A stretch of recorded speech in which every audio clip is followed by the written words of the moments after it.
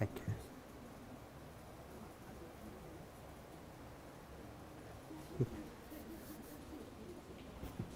Okay, good morning.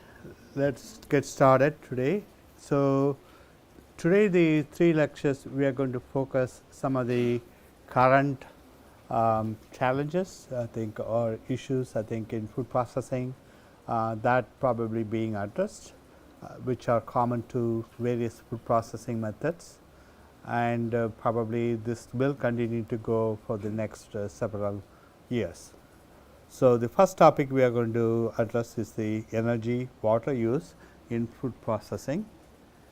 And today there is a lot of interest in looking at the sustainability, and simply put, the sustainability basically may be defined as a development that meets the needs of the present without compromising the ability of future generation to meet their own needs. So, I think I think you are able to do what you want to do today, but without compromising the needs of the future. Sustainability, broadly speaking, has three components: the environment, the social aspect, the economic aspect. So, you cannot just have sustainability primarily focus on the environment and social without without paying attention to the social. So, you have to have the economic, the social, and the environment all needs to be balanced, so that you have a sustainable society. From a food company point of view, you probably have all these three things interact. You have a, broadly speaking, an environment, a social, and an economic subsystem. And let us say that you have the company here. The company probably going to receive some energy, water, minerals, all those things. It occupies certain land, and it uses some capital, and it also have certain water here. So, it also use some labor.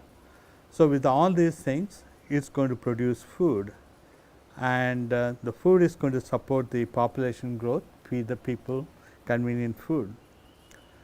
That profit probably generates some taxes, which in turn helps the society or the government to pay for social projects and things like that. With the population increase, because people are healthy and they are eating well, it increase the land and water demand, because there is going to be more and more demand for that. But one of the outcome of that is also with the air emissions, wastewater, solid waste, and so on. So, today the food processing is basically a linear. So, that means what I mean by linear, what I have is you start with the raw material,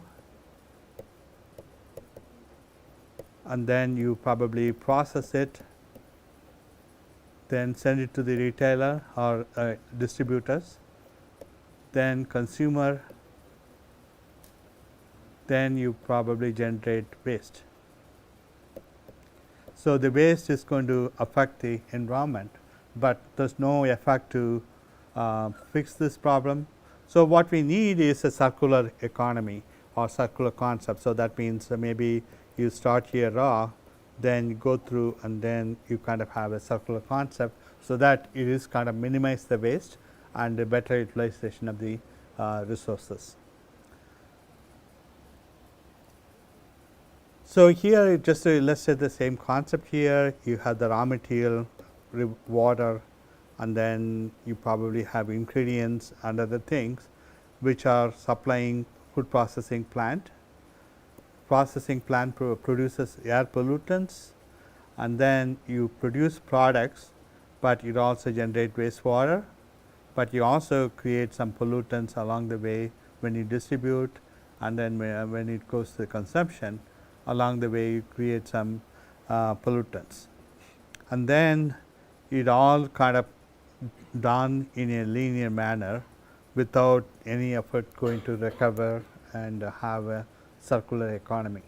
So, there is a lot of waste being generated part of this economy, and I think that's where there's an emphasis on sustainability and also emphasis on improving the circularity.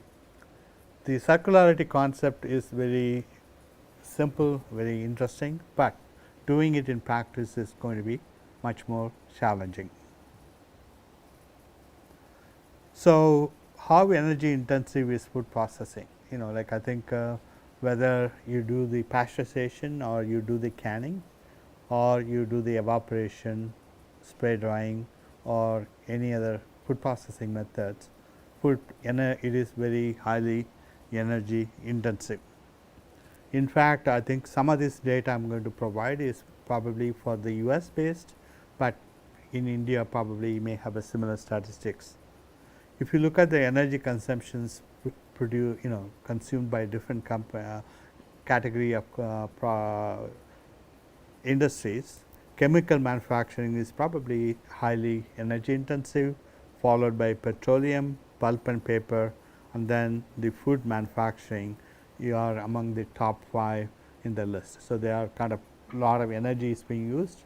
When you are using lot of energy, you are probably going to generate also lot of pollutions, CO2 emissions and so on. One of the things is compared to some of the larger petroleum, pulp and other things, food processing is so diffused because there are so many of smaller segments, larger corporations, medium corporations, small corporations. So, you may not realize that food processing is so energy intensive. To give an example how much energy they are spending, here so many trillions of British thermal units. Look at the food processing, it is spending about 1,511 trillion British thermal units. So, this is quite high, and what it is it is coming from fuel. Most of the food process operations, they use fuel. So, fuel for what? Fuel for heating your furnace, your like equipment, so that you produce steam, and then the steam is used for heating various food process equipment and so on. They do not use much electricity. If at all they use electricity, that is for running some pumps, lighting and things of that nature. So, a lot of the food processing plants have some separate facility where they produce steam on site, and then that is kind of what they use for various operations. So, that requires a lot of fuel, and when you produce steam, it produces like with the fuel you probably produce a lot of emissions, plus in addition to that, when the steam is kind of transferred from one location to another location, you are going to waste a lot of steam. So, that means it is also add to some of the environmental effect. Whereas, if you use electricity, you can be much more efficient in converting that electrical energy into useful preservation action. So, that we will probably talk later. So, when we use food process operations, we use this for various things: heating, pasteurization, cooking, blanching. A lot of the food process operations are there. In addition to that, you can add to the list and drying, evaporation, so many things. We do refrigeration and freezing. Again, this is country to country different. In the US, they have a very robust refrigeration and freezing network. So, they can able to maintain that, whereas in India probably some of the network is relatively in infancy. So, it is kind of evolving, but nevertheless you use some energy there. You can do processes like extrusion, and then you do energy for pumping, slicing, mixing, different things, as well as use of lighting for the facilities control systems. If you look at the big picture, how much energy food processing use, about 52% of the energy is coming from natural gas or like fuel type of environment. Only 21% is electricity is used. So, what is the benefit when you have more natural gas, no petrochemicals used? It can lead to a lot of environmental effect. But imagine we swap these numbers, you probably have maybe 50% electricity use and maybe only 20% natural gas used, then that electricity, there are many ways you can generate, right. You don't need to lay upon natural resources. You can probably use in India, for example, solar energy probably can be used. You can use a geothermal, you can probably use a nuclear. So, there are so many energy options available, and that are so much more energy efficient, because for example, when you use high pressure processing, use the electricity to pump the to generate the pressure, and then the pressure energy is delivered to the product. There is not much wastage of energy along the way. Whereas, if you use the autoclave for sterilization, you kind of produce the steam, then it is transmitted, where there is a lot of transmission losses occur, and then from the plant side to your processing plant, again lot of energy losses occur and so on. So, that is where you probably something needs to pay attention to switching to more electricity based food process operations, rather than laying upon some of the petrochemical type of operations. So, within this you probably use about 59% process heat, 16% refrigeration, and then rest of them other categories of energy. What is process heat? So, I mentioned when you do use steam to use fossil fuel to generate steam, from the steam you use that to heating your canning equipment or your drying various things, right. So, that energy required to generate your vessel, like the steam, that is oftentimes in the literature they call process heat, particularly in the chemical engineering literature. So, that is probably almost 60%. So, that is kind of very major factor which may contribute to the environmental issues with the food processing. And within the electricity use, you probably use mostly for simpler operations like driving your motors, lighting, refrigeration, and things of that nature.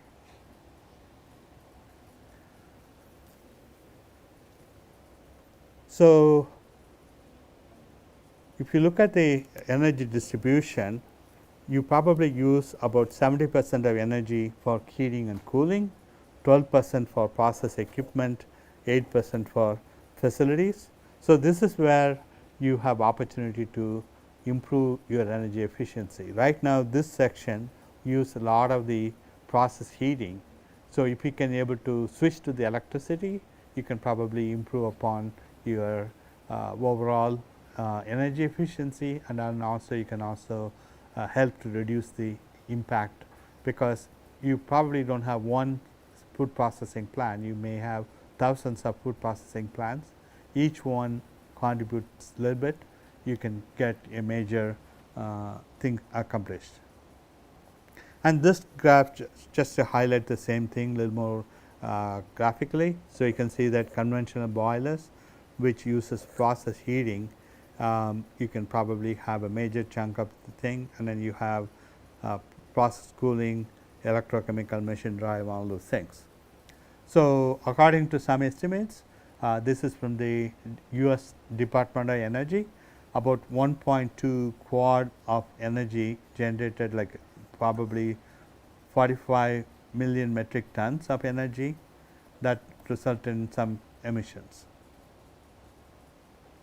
So, here we are going to look at how, if you make certain products, how energy is kind of used in different cases.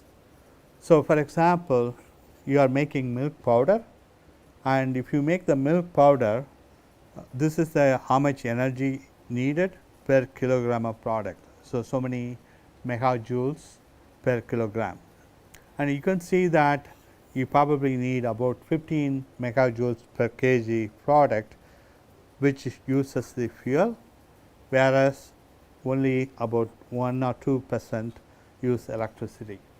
So, that is kind of the major portion.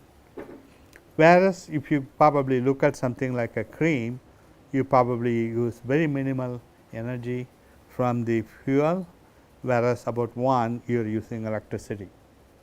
Look at ice cream, 2.89 electricity, and then 1.63 you use the fuel. So, you can see that depending on the different processing products, you probably have how much electricity you use, how much fuel you use. The goal is to maybe increase the how much electricity you can use, then you can always generate the electricity through variety of different ways, which have minimal impact on the environment rather than relying on the petrochemical type products. Here some additional things. Look at bench price, about 14 megajoules per kilogram versus 1.48 or 1.5 for the electricity. Whereas, if you look at the jams and marmalade, it is relatively simpler operation, about 1.5 versus 0.49. So, the take home message is most of the current food products are energy intensive and they rely upon more petrochemical energy than electricity. So, there is that's kind of lead to some of the potential environmental effects. And we talked about various food process operations in this class, particularly looking at the advanced thermal and non-thermal processing methods such as pasteurization, sterilization. But beyond that, there are many other so-called unit operations. So, for example, drying, you have evaporation, you have extrusion, you have spray drying. So, there are so many unit operations there. Among all these different unit operations, one of the most intensive, energy intensive operation is drying. So, for example, if you are doing a drum drying operation, you probably going to look at as the product is being washed, peeled, pre-cooked, mashed. So, let us say this is a potato type product and doing a drum drying, you are going to need about 6,350 PTU per LB of the product, whereas rest of them are relatively milder. So, drying is one of the energy intensive operation. So, there is urgent need for developing more energy efficient technologies to meet the or to significantly reduce the energy efficiency or increase the energy efficiency. Now, the energy efficiency can be improved couple of different ways. One, you can always recommend, okay, go and develop new technologies, and I think there is a room for that, but you also have opportunity to fine tune, optimize and improve the existing food process operations.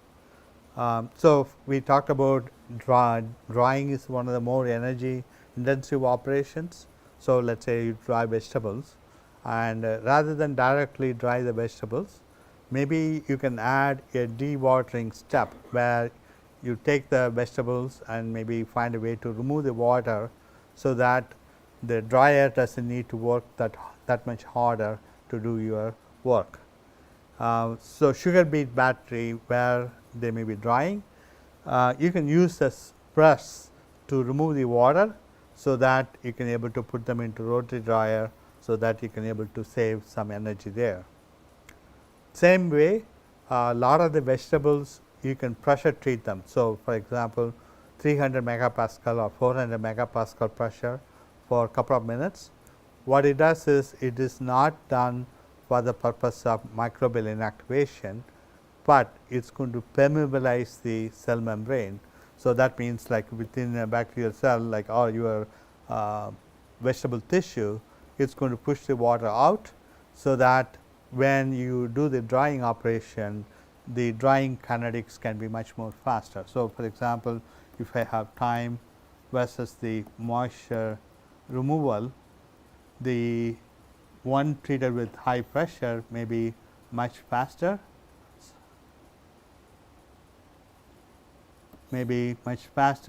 whereas the drying may be smaller. So, this is HPP plus drying, whereas this is just a drying alone. So, you can able to accomplish much better drying efficiency. So, there are same thing probably we can say about PEF and UV. So, number of the new technologies have that capability to permeabilize the water. So, lot of the processing plants use boiler. So, most of the time these are legacy plants, in that sense they are being operated 30 years, 50 years, so many years, and that means the maintenance, pay attention to them probably is becoming less and less. Lot of the boilers may have lot of salt deposits and they may be poorly conducting heat, transferring the energy. So, there is a need can be by do that regular maintenance, you can improve the boiler efficiency. You can add some insulation so that you can able to have better efficiency. When you produce boiler steam with the boiler, there is a lot of steam leak along the way. You probably if you go to food processing plant, especially those using boilers, you can see some of them are really warm. Part of the reason is there is a lot of steam leak, and if you fix some of the steam leak, that can add up in terms of improving the energy efficiency. You can use energy efficiency motors, compressor, pumps, and another thing quite easily done is you can use the waste heat from one part of the process to another. Anybody know what is the classical technology that does that already? So, in other words, you are heating a product, then you capture the energy content of the heated product to recover that heat from that to heat or cool something else. A classical technology does that already. Anybody know? It is a pasteurization. Like if you do the pasteurization study, you can see that when you have a raw milk coming in and then it is pumped through, initially it may be about 5 degrees or 10 degrees Celsius, then it goes through the homogenization, and then here you can see that it begin to heated by the outgoing processed milk. The processed milk already at a higher temperature, 72 Celsius. So, that outgoing milk is going to heat the incoming raw milk. So, two things happens, the temperature of the incoming raw milk going to increase. So, you are accomplishing some heating, whereas the temperature of the outgoing heated milk going to decrease. So, it is going to cool down. Then after that it goes to the homogenizer, remember the holding tube, and then you can see here this section you are using some heat to heat this to final pasteurization temperature, and then when you come back here you are giving out that heat to the outgoing or like incoming raw milk. Then after here you are using some glycol water to cool further, and then you can package them. So, this section where you are recovering the energy from the incoming product to heat, in this case raw milk, is called a regeneration section. If you probably do not configure this way, you probably lose that heat energy as a waste, and you probably spend more energy to cool the product down. Whereas here we can kind of utilize that heat to capture and at the same time get a benefit. So, many food process operations can be modified so that they can able to capture some of the energy efficient way of operations. We already talked about steam leakage. So, 5 to 10% steam energy in steam lines.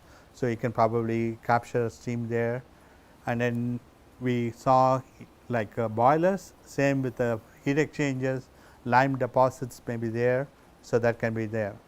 Now, in the US, EPA has what they call energy audit, energy store plans. So, they provide they audit different equipment, and then they provide some certification. This is energy efficient machine. So, food processor want to buy them, they can probably choose them so that they can have a better energy efficiency. Instead of using heavy transport packaging material, you can use a light packaging material so that you can reduce the transportation costs.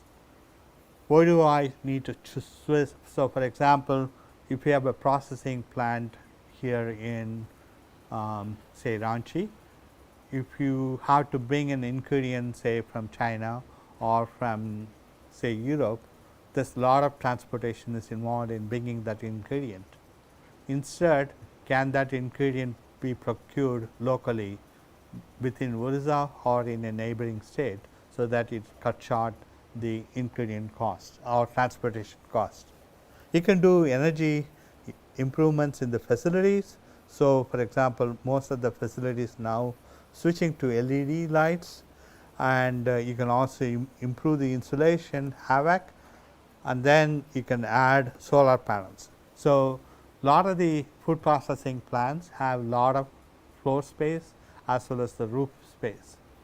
So, you can probably add the solar panels on the top of those plants, so that it can be able to protect or generate electricity that you can use it for running your processing plant. So, you can significantly reduce the operational cost.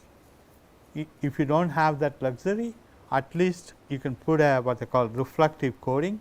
So, on the top of your surface you put the reflective coating, so that the light rays are reflected, so that the facility is not overheated. So, a hot summer day like today, you can probably reduce the need for so much refrigeration and things of that nature.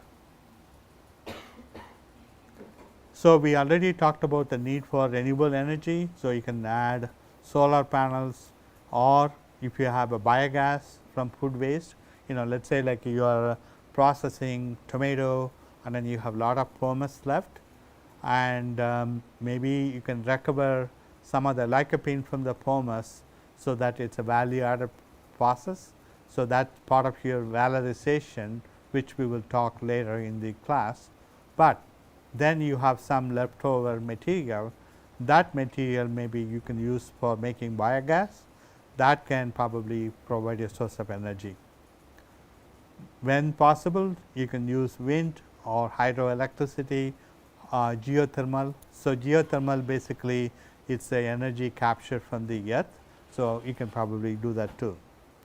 We already talked about some of the novel processing technologies like high pressure, PEF, UV, all those things.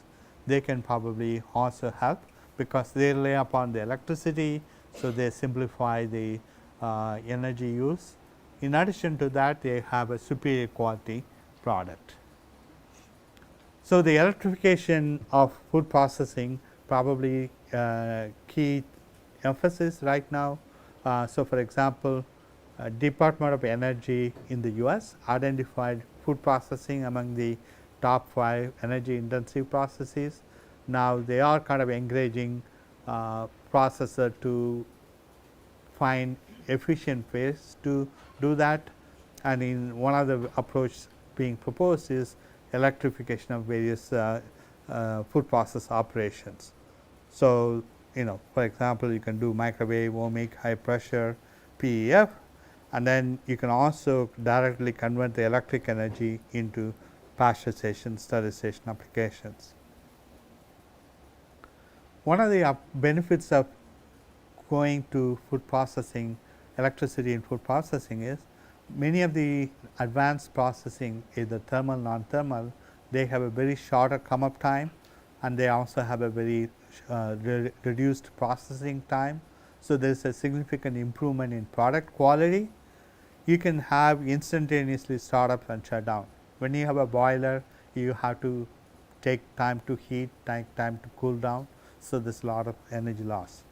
Many of the processes we talked earlier, these are volumetric. So, that means you have less temperature gradient, and you can also, once you use the pumps, electricity, all those things, you can probably do a lot of automation. That means you can control with the computers. So, that means you can have what they call industry 4.0, where you can kind of make a lot of different automations. Once you have those type of things, you can bring in AI and other technologies, so that things can be much more easily integrated. And so I think there's a lot of potential benefits, but the challenge is when you invest in new process technology is resource intensive, whereas the general process equipment being used, they are used 30, 50 years, many years, and the mindset for the industry is it doesn't break, do not fix it. So, they just want to keep using it because it's working. So, why do we bother to fix it or change to a new technology? So, the next couple of slides just to show how switching to some of the newer processing methods in different cases probably will help to save energy and save time. So, for example, I can probably pick one here, garlic glove. If you use microwave, it can save about 70% energy, and I can probably look at another one, potato with Womic, there's a 46% time saving, and so on. So, again, you have several studies available, and these literatures are available. You can probably take a look at it. Similar way, like you can do these new technologies not only for pasteurization, sterilization, but you can do part of the evaporation, concentration, extraction. So, for example, for sugar beet extraction, PF can save about 90% energy. And if you look at pasteurization, high pressure can save about 46% energy in the case of orange juice, and then you can probably do thawing, sterilization, many of these unit operations. So, switching to new technology not only improve the product safety, quality and nutrition content, it also help to improve the energy efficiency. Next, we are going to switch to the water use. Food process plants, we use a lot of water, ranging from cleaning, sanitation. You probably use as a part of the ingredient in formulation of products, and you may be using it washing, rinsing product, because, like for example, when the fruits and vegetables come, it may have a lot of dirt to it. So, you may use water to remove all the dirt. You may use this part of the conveying, heating, cooling, separation process, and then you probably use it for culinary steam generation. And if you look at the big picture in the world, about 98% of water we have is salt water. Only we have about 2.5% is fresh water. So, that is the water not only in India, but in the entire world. That is the water we have. So, most of them are kind of covered in sea, and we probably need to spend a lot of energy to convert that into fresh water. So, out of that, probably the groundwater is about 0.7, and then lakes 0.01, and then something frozen about 1.72. So, if you look at the big picture, you can see how limited water supply we have. And in that one, how different countries use that water, it is also kind of interesting.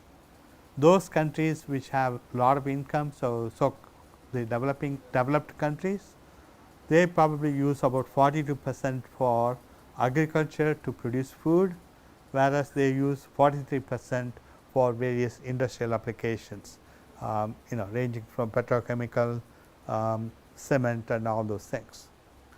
On the other hand, if you look at the developing countries or low income countries, you can see they rely upon a lot in agriculture and food processing. 93% they use there, whereas they probably use almost 2% in industry and other applications. So, you can see that the energy use is kind of vary by country to country. It is not just universally every country has the same type of thing. So, this is not the energy, this is the water, sorry. And if you look at the water scarcity, if you look at the graph here in India, it's shown here red. Basically, we are deficit for water because we don't have much water available. Whereas if you look at the United States, they are blue, that means there's no water scarcity. So that means they have plenty of water available through various sources. But you can probably see that there's a red thing creeping in here. So that means like states like California, the west coast of the US now begin to realize water scarcity, or they kind of begin to get that, but it's not as bad as for example India or Middle East and other places. Now you can see there are three different colors shown here, like blue water, gray water, and one other water. We will see what those things are. So the blue water basically is the water print associated with the groundwater. So it's coming from freshwater lakes, rivers, aquifer. It's oftentimes used as a drinking water, used by both home and business, and it can be used for irrigation water. And you can probably see in the US, you probably many parts of the world, you have abundance of blue water and then less water scarcity. The green water is the water print associated with rainwater. So whenever, like especially country like India where there's a like monsoon season, the rain you get is probably the green water. And oftentimes India probably still needs to make a lot of progress, because a lot of times you get a lot of rainwater some days you don't get any rainwater. Then when you get a lot of rainwater, people don't do proper precautions to harvest them. So that means that water run into eventually part of the sea. So you are not capturing that rainwater. So there's more emphasis on rainwater harvesting, so that that water is getting to the groundwater, so that it can probably be useful for a longer time. The gray water is probably the water print associated with the polluted wastewater. So whenever you process it, you may be polluting. When you have household use, you polluting all those things, and so this is kind of the gray water there. So we talked earlier, food processing use a lot of water, and they probably demand for potable water because they do need to eventually use it for human consumption. And then one of the interesting thing is, most of the time food processors probably not going to purify the wastewater. Oftentimes it's left to the local municipality to treat them and get there. So oftentimes the logic is companies provide taxes, and that way the municipality and they do the services for that. In US, water is cheap, so they can probably willing to spend that much, whereas in India that's not the case, and we have water scarcity in Indian situation, whereas it's begin to emerge in the US. So there should be a way to reduce water use in food processing, so that you can able to take care of the water scarcity. Other interesting statistics here, if you look at here different food products, how much water, which is green, blue or gray waters shown here. So just to give an idea, if you are making pasta, for producing 1 kilogram of pasta, you need 1,849 liters of water.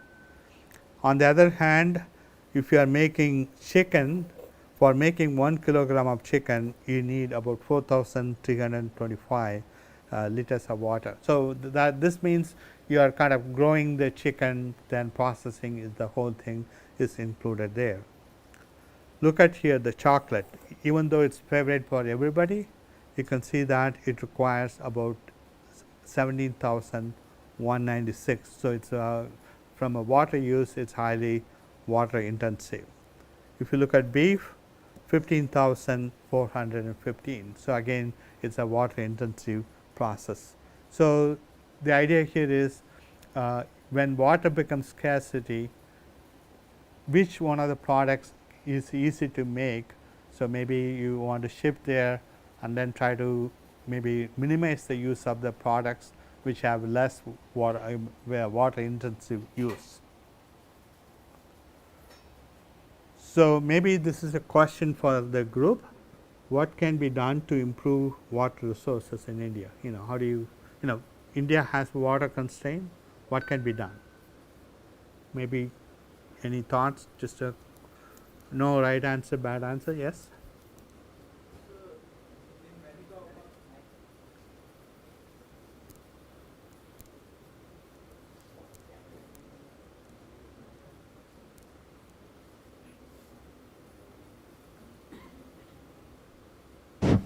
So in many part of India, sir, as we see, people assume that rainwater is replenishing. It will be replaced at the time of monsoon. So the bigger picture would be the foremost thing and basic thing for water resources, to improve water resources, would be rainwater harvesting and educating them. As we know that government at the state level and central level, they are planning in India to dug some kinds of earthen ponds where they can store the rainwater. They are emphasizing on more farm ponds because agriculture took a large extent of water. As a data is can say rice, which take a very much, means 1 kg of rice, it took about thousands of liters of water. So government is planning to harvest the water at the pond level or farm level, so that it can be utilized, and underground water which is a reserve for us should not be disturbed. So sir, my suggestion would be, if the we are taking this to the root level, so we can conserve the water more, and water resources would be beneficial for India. Right. So the rainwater harvesting, create more ponds, and then conserve water wherever possible. So those are all good suggestions. Other thoughts?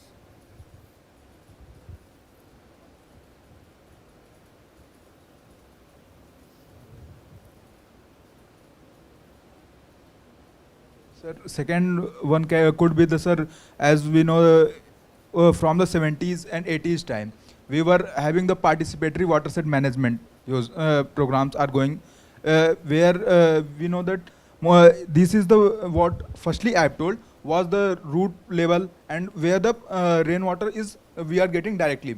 But in the case of hilly areas or river where water flows out or runoff is such an means problem to collect, so their participatory management can be done with the help of government. And participatory management, because government only can't employ the person to only for the monsoon season, so they can do by creating pond, and the local people with the help of, the name here suggests the participatory, the participation is must. They can make the check dams there, and so that they can hinder the path of water, and they can brought a channel to take the water to the reservoir.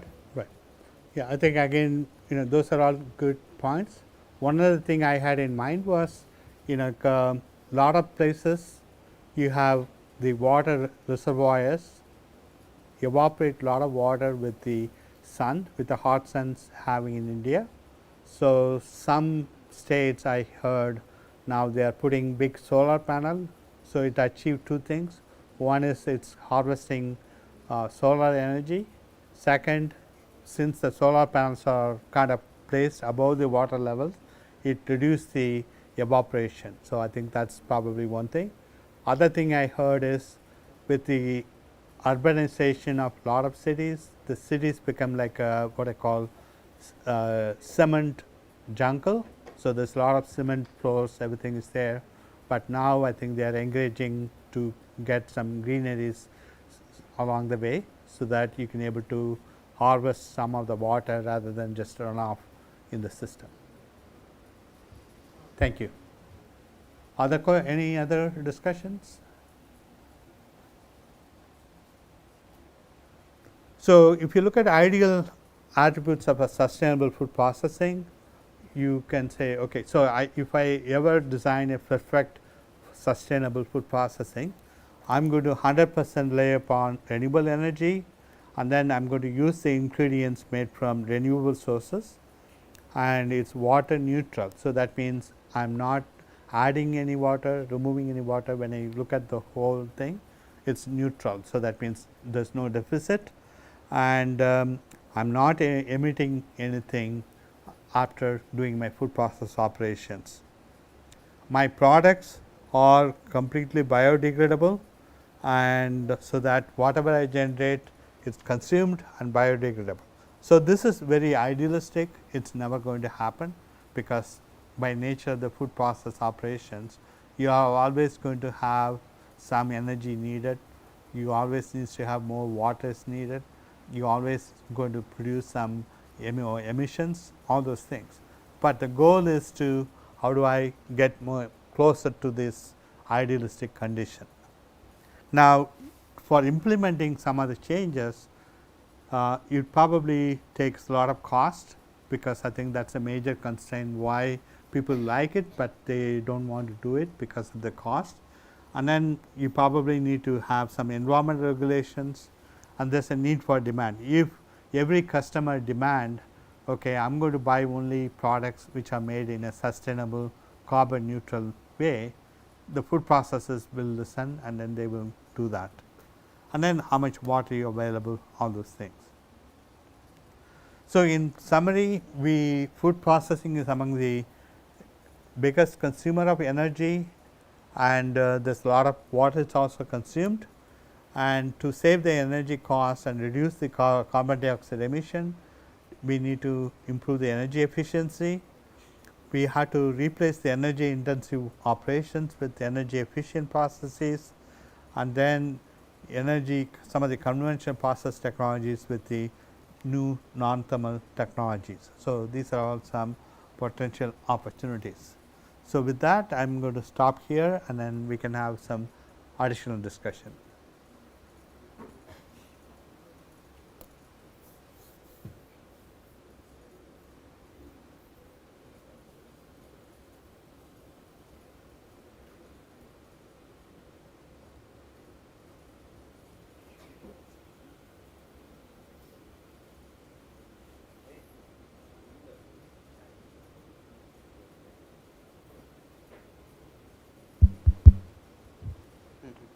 Sir, we can take one small break.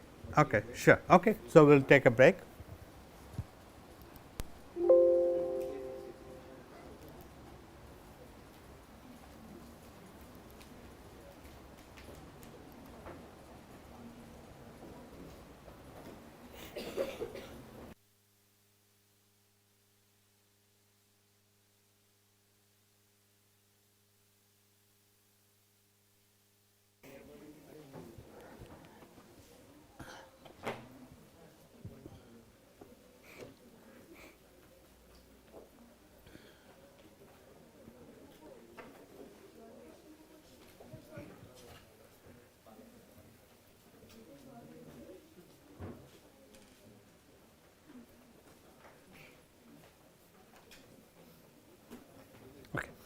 Okay, so the next topic we are going to take a look at it is food waste and valorization.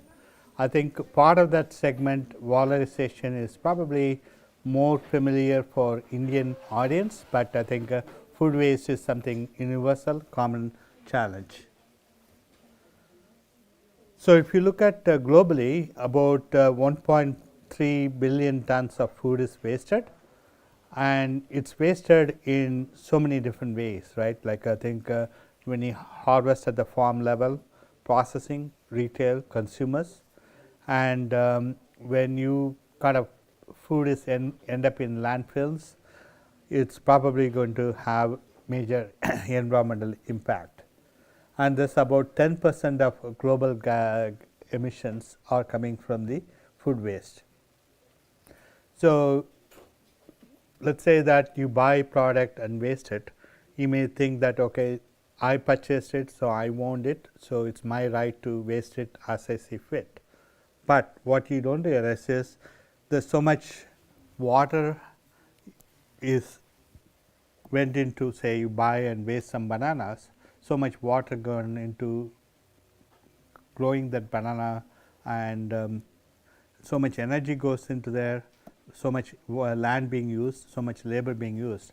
All those things, since you are not using that fruit, it is just wasted. So, you probably need to look at things a little differently rather than looking at okay, I own this product, so it's my right to waste it. Maybe that perspective needs to change. And these type of global gas emissions also facilitate the climate and biodiversity losses. So, this is a chart for North America, how the food loss is happening, and what you see here, it's done at the farm level, post harvest handling, processing and packaging, distribution, and then consumer. And if you look at this chart, the one at the consumer has much more losses. So, roughly about 1/3 or 30% of losses happens at the consumer level. If I had the same chart drawn for a developing country, including maybe India or like Africa or many other places, you will see that particularly for Africa, you are going to have more losses here, whereas these losses become much smaller. So, in other words, the consumer is going to probably more conscious about better using the food, whereas the production loss, because you don't have proper equipment, facilities, technologies, you may have more production loss happening at the farm level. So, probably about 30% of the food is lost in the case of developing countries. So, you can again say the food loss is roughly globally happening, 1/3 of the food is lost. Where the loss happens is different, whether in the developing countries it is most likely in the farm, whereas in the developed economy it is at the consumer level. And the losses probably happens depending on the nature of the product. So, for example, due to perishable nature of the product, about 40% of the fruits and vegetables kind of lost, tuber crops about 20%, and then you have probably 5% meat, fish and seafood, and so on and so forth. So, you can kind of see how different products are wasted. And if you look at a municipal waste and what type of products being wasted, you can see the municipal solid waste about 20-25% is food. So, a major chunk of that is coming from food, the rest coming from various household items like rubber, plastics, metals, glass, paper, paperboard, and so on and so forth. And again, this is a distribution where the loss in different segments of the economy, you can see about 40% of the loss is coming from residential. So, this is the data for the US. So, in the US, a lot of the food loss happens in the consumer level, 40% is coming from there, whereas the restaurants about 27, and then the schools very limited, about 2%, and so on. So, you can see here the common message, the consumers probably losing kind of contributing a lot of food losses in the developed world, whereas in the developing countries the post harvest loss is probably key to blame. And if you look at the reasons for waste, why we need to waste. So, people want to have needs. So, because everybody want to eat fresh food and so on and so forth. So, they want variations in the raw material. So, you don't want to buy say 50 kilograms of mango and then eat the mango for the rest of the month. You want variety, so you may want some mangoes, you may want papaya, you may want some grapes and so on. So, when you try to have a multiple variety, some portion of that is going to be lost. And the other thing is, relatively speaking, there is an abundance of food compared to early days. So, that means the consumers do not see this is very expensive, I can able to afford it. So, I can throw away if I do not need it. And it is a human nature, right, when you eat the same food and again excuse me, for multiple days, you get bored. So, that means you rather throw that away and then get something different. And other thing is the market constraints. So, for example, the food labeling, for for example, shelf by date, all those things, a lot of times they have interest to sell more products. So, they try to get rid of things in the shelf rather than truly identify the microbiological shelf life and other things. You have two type of food waste is generated, which is basically standard food coming from various residential commercial establishments. The non-food waste coming from probably in the processing side. So, for example, when you are processing different products, you may be throwing away a lot of plant animal parts like dead animals, packaging and things of that nature.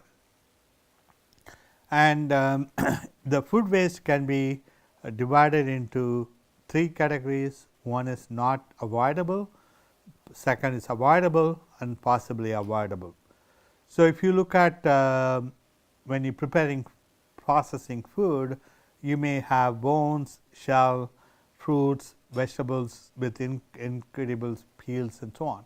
A lot of them probably thrown as a waste because you probably do not use much bones or shell, eggshell and so on. Even though now there are research going to take the eggshell thrown in the waste and then try to capture some of the valuable compounds and nutrients from that, and then use the remaining as a part of the fertilizer for plants and other sources. So, it is kind of they are trying to use every bit of everything coming as a waste, which previously considered as a waste. Which is avoidable, you can have a slice of bread, meat that can be minimized, and possibly avoid, again if you have a bread crust, you can find some recipes, and potato skins, same thing, and so that is a possibility. So, when you prepare food, processed food, there is going to be a lot of waste byproducts coming from.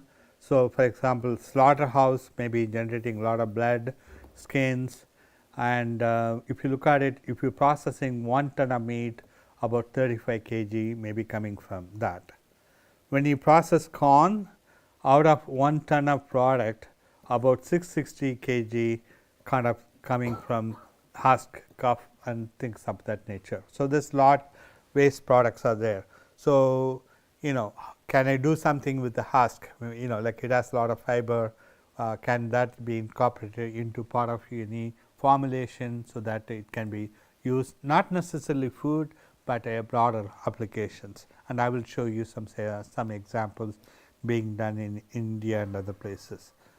And so, for example, vegetable oil, you have 1 ton of oil require about 4.7 kilogram of husk and fibers. So, when you waste the food, it is basically you are wasting all the resources invested to grow that food and process that food.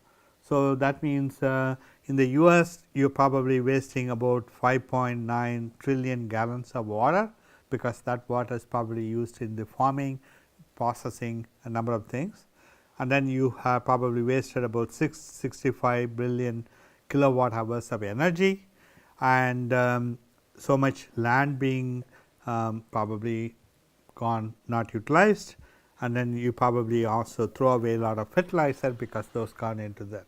So, it is not just throwing food because you have the right to throw because you want the food, but you have to think in a big picture and think twice. So, rather than throwing, maybe buy less, so that you can probably go and use it when there is a need. How do you minimize the food waste? So, you can probably do some redesigning, particularly in food process operations. So, for example,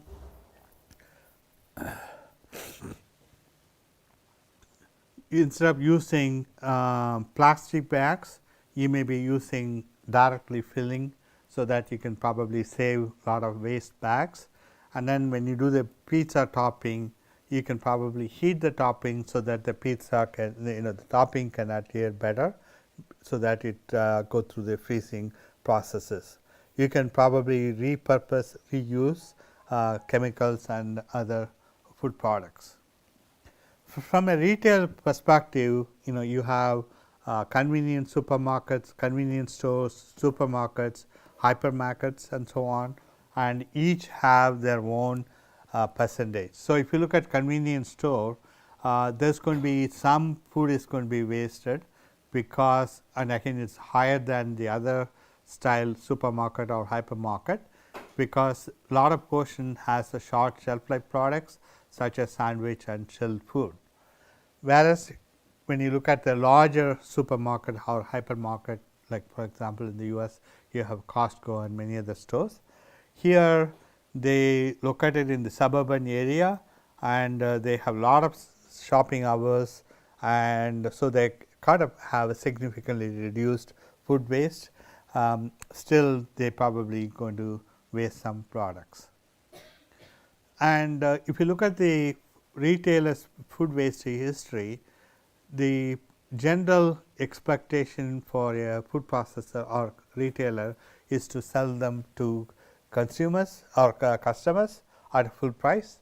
If not, they will try to do it as a discounted price, or they may provide that to the staff. Then they will try to do that for charities. Ultimately, nothing works. They may be disposing as a landfill. So, you have to kind of trying to find a way to capture some of this wasted product rather than get into the landfill.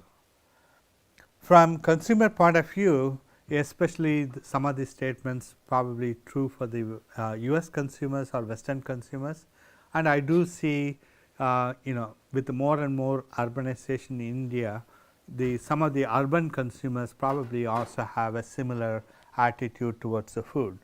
So, because they probably want to have high expectation, they want perfection.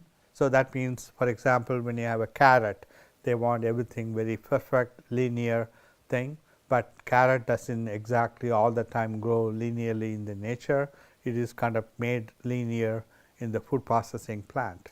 So, as a result, a lot of the what they call crooked carrots, so the carrot which may have some type of bends and things like that, oftentimes thrown as a waste or rejected at the plant level. So, if you have a better way to change the consumer perception, some of those wasted products can be utilized. Now, one of the trends in the US markets is some small startup companies, they kind of capture some of these imperfect carrots or vegetables and so on, and they try to sell this as a more sustainable vegetables and so on. So, it is those interested in sustainable practices, they are willing to pay a little bit premium and then try to help.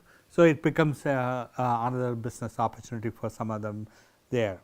And lot of times there is a misunderstanding of sell by date, and then probably people do not realize the value of the food and packaging serving size. So, for example, some of the major retailers like Costco and so on, they may be selling in a big size packages.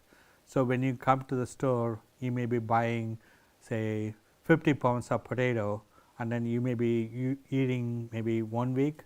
The second week you try to eat, then you get bored, then it may start sprouting all those things, then you probably throw that half the bag, and then next week you go and buy the bag. So, in other words, I think one side the larger pouches or packages provide savings for the consumers, but the other side it also encourage a lot of waste.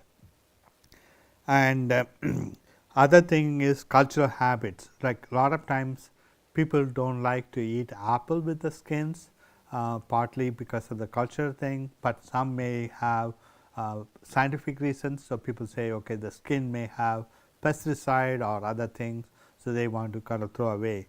So, the same way bread crust, some people do not like to eat, things like that, but there are opportunities to minimize some of those wastes. So, maybe we will have a stop here for a brief moment. Like in addition to being a food science or engineering student, all of us are consumers. So, in what ways you wasted the food, or what ways you kind of preserve the food? Maybe some brief discussion.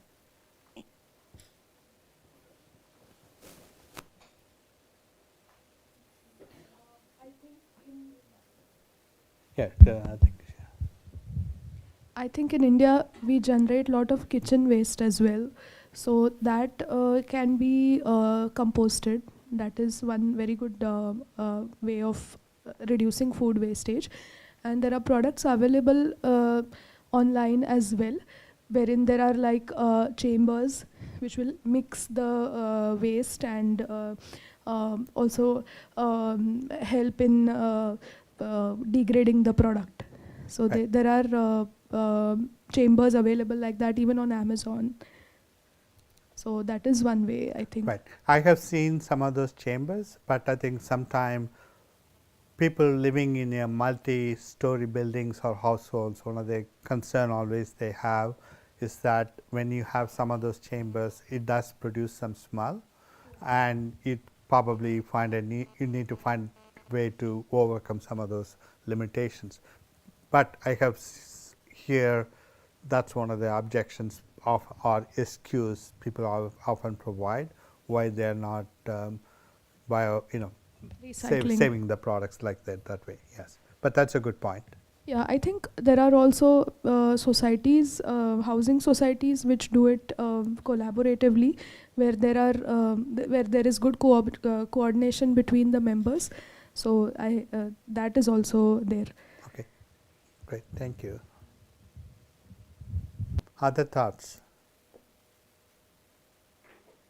Again, all of you are consumers, so you probably I will wasted yourself or preserved product some way. So can I say something? Yeah, sure. I was saying that I have seen that majority of the cases when at the consumer level we are wasting food, it's mostly because we take a lot of food in our plate with the, like we'll eat so much and everything, but at the end of the meal we don't eat all of that and we dispose it off. In restaurants also, most of the people, they'll order a lot of food, they'll not be able to eat all of them, and then they will throw it and they will go away. So at the core consumer level, I think this is the major reason why a lot of food is being wasted. Right. So over consuming food, like I think I haven't seen much in the India, but I think in the US when you order in the restaurants, the portion size are much larger, and usually it's difficult to consume, and a lot of times that can be thrown away. Whereas now there's a new trend coming in. Some restaurants offer small meals, and they also charge them more, so it becomes a new marketing strategy. Other thoughts? As everyone has discussed, that Sanandan has discussed about what at the consumer level we are taking the food at not only the restaurants, sir, in our hostels also there is a problem. We take the food and we thought that we will be able to finish it off, but what happens at the end, some portion of it is left over, and it is if you are thinking individually, if you are going to waste 5 grams only, if you are taking an example. So in a country like population 140 billion, so what kind of immense waste can be generated? So a simple thing can be used, as the people as I was training in my second year BTech. When I was in BTech second year, I was training at Budni, MP. So there it was written over there in the mess, take the food many times, but take the small proportions which you want.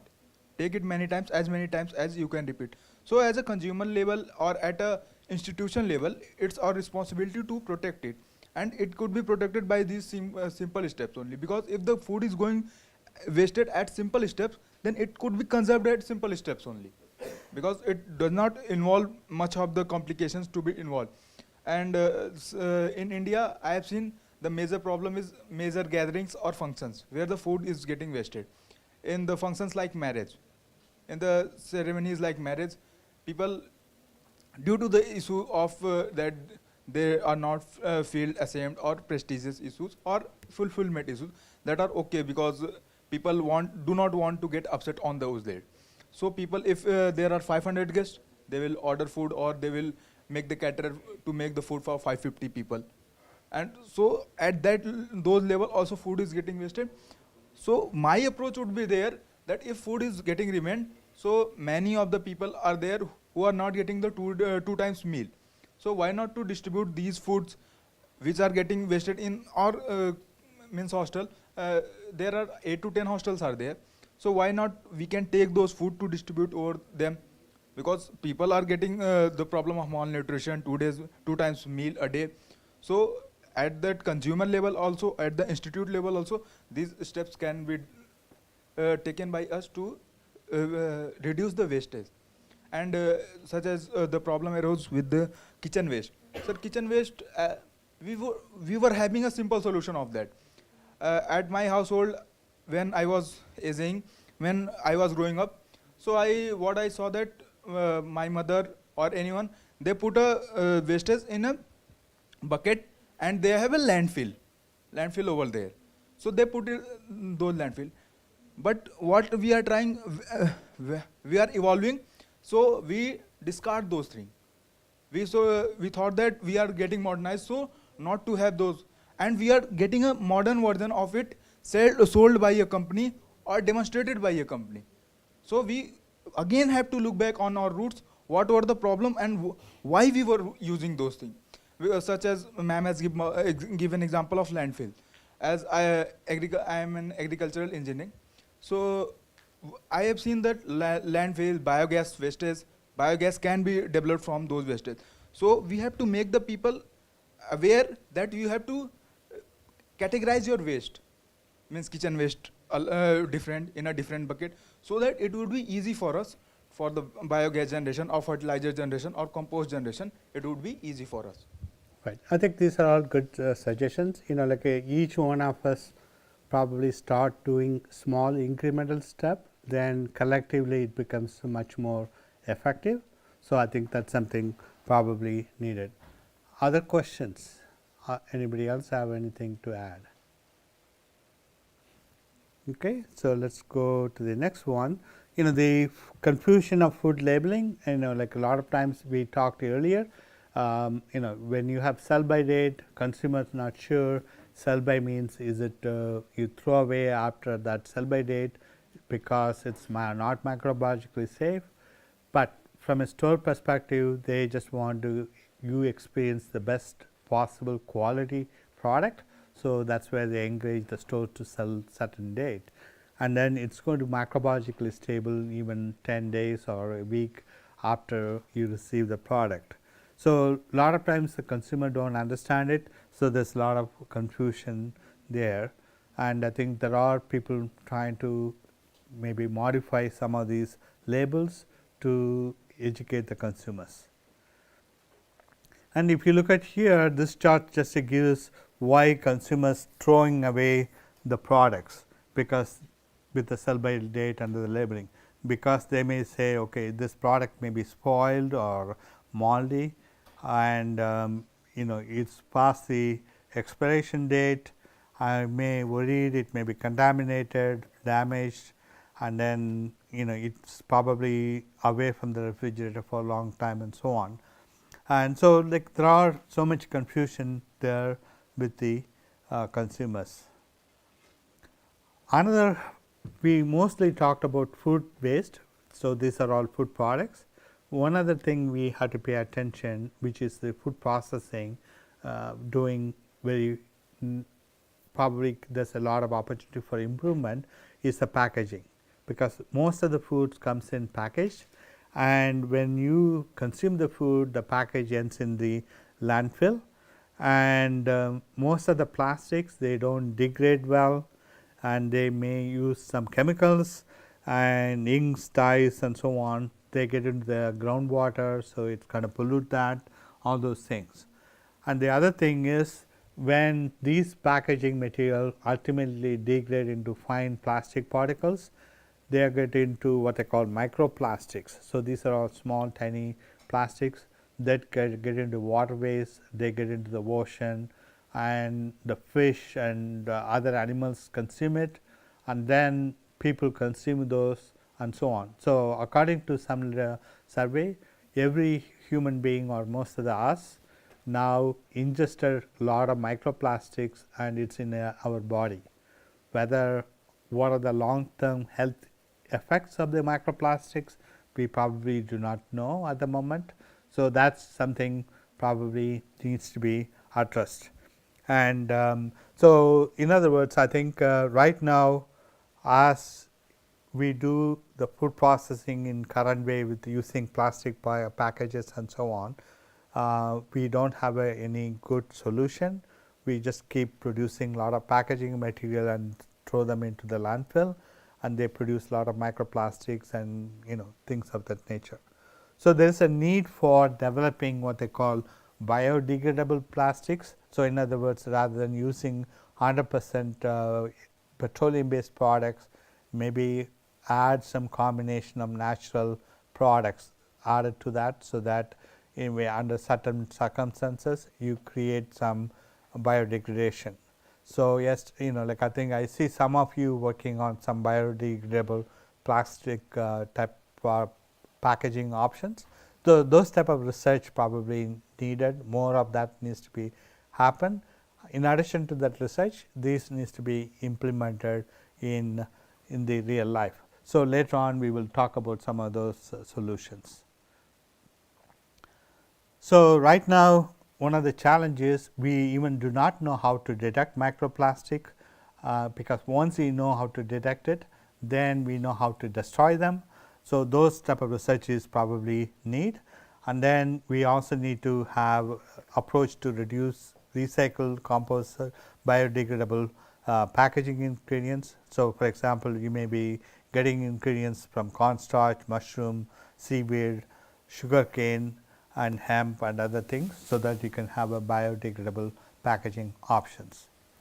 When you look at reducing food waste, there are a couple of different ways you can probably do. One is the least preferred and the ideal for reducing waste in the order of that priority. So one, reduce surplus food, do not consume more than what you need, just to keep enough food so that you consume what you take out. And then if you don't have, if you have excess food, as one of you mentioned, you kind of provide that to the homeless people or hungry people, so that you don't waste that way. And then of course, rather than throw them in the landfill, you can feed the livestock, and or you can do some composting, and ultimately you dispose that in the landfill. So there is also opportunity for doing valorization. So we kind of talked about disposing food waste, composting, anaerobic digestion. These are all, I think, some of the approaches we talked about. With composting digestion, you can get some fertilizer, which can be useful for plants or your agriculture products and so on. So there is a talk about valorization. So basically what you do is, instead of throwing the waste in different occasions, capture that and then create value from that. And in this case, I am going to give examples from more food processing side of things, but I am sure there can be done in the consumer level about that too. So the recovery can be done using certain biological methods or chemical and biochemical processes, thermochemical methods, and then material recovery and reuse. So where you are kind of trying to take the waste product and then try to create some useful ingredient, and then you minimize the waste you throw into the landfill. So you have some resources here, and then it may go through some various treatments, various unit operations, so that you can probably use as a soil amendment. You may be using something for biomedical, electronics, or biocomposite. So there are a number of ways where this waste can be utilized. So for example, when you have horticultural products, fruits and vegetables, after industrial food processing, you may have pulp, peel, leaves, seeds, so that you can kind of try to capture some of those things, so that you can probably create new pigments like lycopene from, for example, tomato peel, or you can get anthocyanin from carrots as an example, or you can have a biofuel, or if you have some of the orange and other peels, you may get some essential oil or other things from there, organic acids, or you can get some functional foods, or you can get fertilizers. So, all these things is recovered from the product which initially people have been throwing away as a waste, or food processors have been throwing away as a waste. Now, you are creating more value, so it's add to the economy, and people get more jobs in all those things. So, these are some examples where the valorization can done in different places, and this is nowhere complete and exhaustive, but just to highlight some of the things. In Netherlands, for example, they use anaerobic digestion so that they can create a biogas, and in the case of UK, they are using surplus fruits, vegetable into sauces and condiments. In Italy, they use tomato peel, grape skins, so that they can extract natural dyes. Brewing pear using bread and rice waste. So, there are a number of things you can probably do. And if you look at India, really traditionally India is very resourceful, in the sense we in ancient times, probably before the big urbanization, we used to be very good in conserving waste products. So, we never throw things away, we find always use to it and so on. So, one thing people say is, like for example, when you have a bicycle, it may be going from a father to his son, then to his son. So, it is kind of generation to generation people probably use. So, same way I think we do a lot of jobs in utilizing the waste. So, for example, when you have groundnut or peanut shells, you can create biochar, activated carbon. When you have whey, you can probably create nutraceutical and probiotics. Fruits and vegetable gas, you can create biogas and fertilizer gases. So, all these things are examples people doing in India, and this is another major success story. When you have sugarcane stalks crushed for juice extraction, in the past they were going as a landfill. Now, they are kind of take that and then they kind of form food containers, plates and boxes and so on, and now it is gaining more commercial business type of operation. And there is a lot of applications for coconut shell. You can probably incorporate for making concrete, biocomposite boards, insulation material, panels, charcoals, activated carbon, artwork and so on. So, you can find a way to recover many different products with the what I call valorization. So, valorization is not something totally new concept to India. People have done that before. Now, I think it is coming in a new name. So, I think this is something, there is a lot of opportunity or even business opportunity for some of you who have entrepreneurial skills. So, what are the challenges? Sometimes there is a high cost and technical challenges. People may not have the resources, and food waste is perishable, right. So, how do you kind of recover and able to do this? And oftentimes some of the entrepreneurs may have a lot of good ideas, but they may not have the supporting policies, and public awareness is not there, because people may say, oh, you are just collecting all the waste type of thing. So, you kind of have to have increase the public awareness for why there is a need for valorization. So, there is a lot different policies probably can be done at the global level. So, for example, UN has a goal to reduce the food waste, and the European Union and many other countries have that goal. And the governments needs to have a regulation and incentives. Industries can help with the innovation and scale up, and then consumers needs to change their habits, so that they kind of able to adapt that, because each one of us think, okay, I can make a small difference. I think collectively you can have a larger impact. And then academic and the non-profit NGOs can do a lot of research, so that some of these efforts can bring into industrial practice. So, I think the food waste is, we are now beginning to understand the importance of reducing the food waste, and we also paying attention to how the packaging waste becoming a major problem. So, this various efforts are underway to recover valuable ingredients from food, and the valorization is probably important, but I think you need to provide supporting policies, and you also need to have a transdisciplinary collaboration among different players, so that some of these things can be readily improved. And then education and increasing public awareness. Many things we talked earlier, this is a key, and so you need to have that done at the broader society level, so that it can be more sustainable development. With that, I think we'll stop here and we can have some discussions.